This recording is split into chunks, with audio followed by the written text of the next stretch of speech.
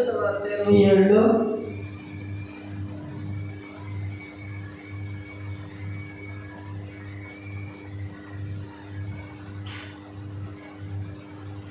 27 వచ్చి ఆయనను బంధించి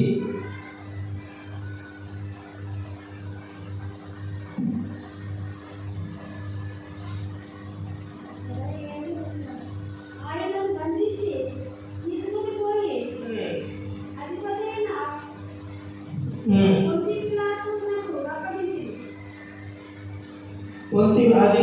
పొంతి పిలాతు యొద్దకు అప్పగించారు. పరిశుద్ధుడు ప్రేమ స్వరూపినికి వందనాలు. సహాయం చేయనాయి నీకే మహిమ తెచ్చుకొని అడుగుతున్నా తండ్రి. ఆమేన్.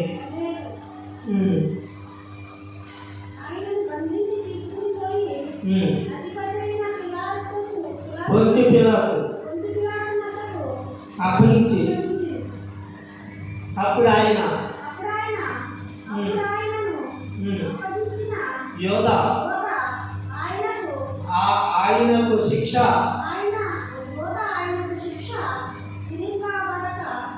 విధింపబడగా చూచి పశ్చాత్తాపడి ఆ 30 వెండి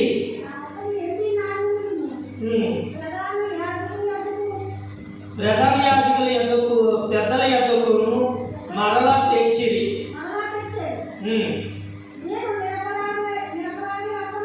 నేను నిరపరాధ రక్తమును పాపం చేసిదనని చెప్పారు.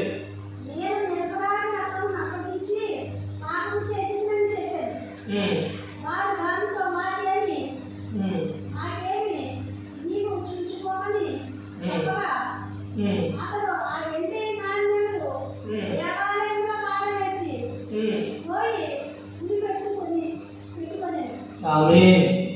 చూసారా, ఇది వాక్యం నమ్మకంగా వాక్యానికి విరుద్ధంగా మాట్లాడిన వచ్చిన వాళ్ళే దేవాలయానికి వచ్చారు. చాలా మంది దేవాలయానికి వచ్చేసారు. జనం వచ్చిన వాళ్ళు ఏమనుకుంటున్నారు, ఇది ఏదో పెట్టగలగా ఆ పై వాక్యం శక్తి సిలువేశారని ఆడుకుని చెప్పుకుంటారు. కానీ అసలైన నమ్మకం ఇప్పుడే తెలిసిపోతుంది.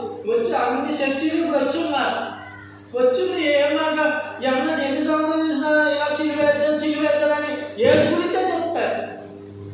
ఇది మరి నీ బతుకు నా బతుకు. మరి ఇక్కడికి వచ్చింది నువ్వు ఆటలు ఎందుకు? ఈయన ఏం చేశాడు? మరి ఇన్ని సంవత్సరం 12 వాక్యం వింటలేదా? సంవత్సరం 12 వాళ్ళని సంవత్సరం వచ్చేస్తుంది, మళ్ళీ సంవత్సరం వచ్చేస్తుంది. మరి వాక్యం వింటలేదా?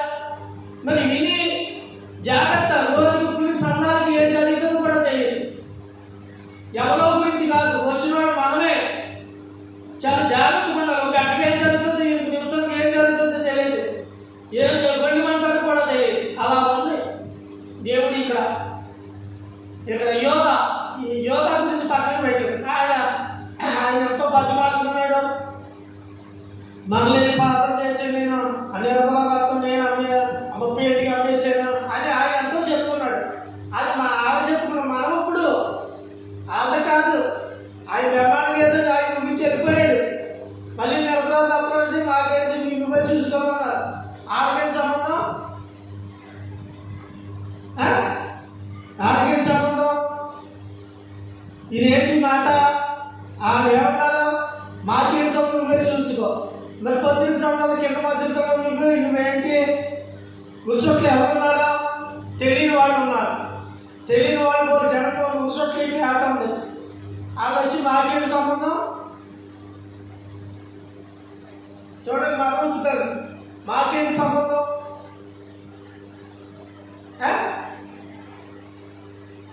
మాకేంటి సంబంధం? రెడీ ఆ నిరపరాధ వస్తాను ఆయన అయిపోయి గుండె బాధకుంటూ వస్తుందా?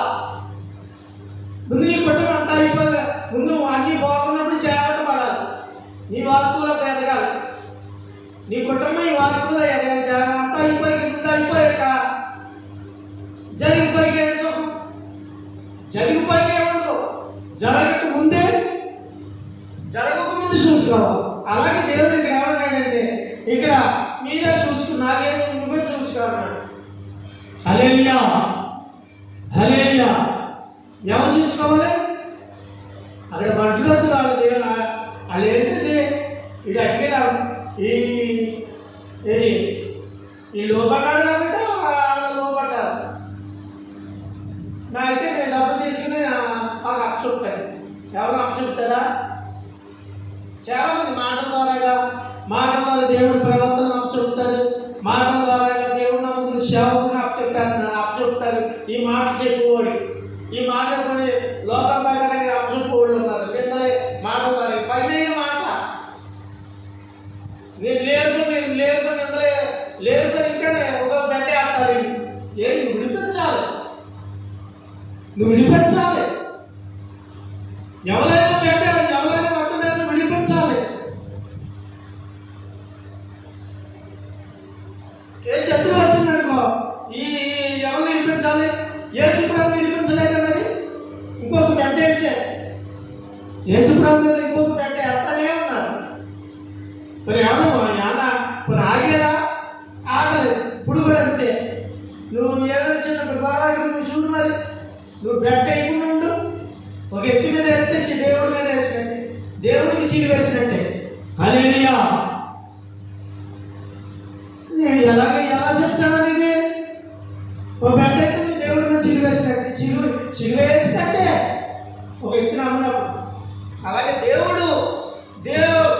యేసు మనం దేవుడు వాక్యం నమ్మేమంటే నేను గెలిపించేలా ఉండాలి, వాళ్ళు వినిపించేలా ఉండాలి. ఆ శత్రువుల యొక్క మాటల ద్వారా ఎదిరించేలా ఉండాలి. హల్లెలూయా.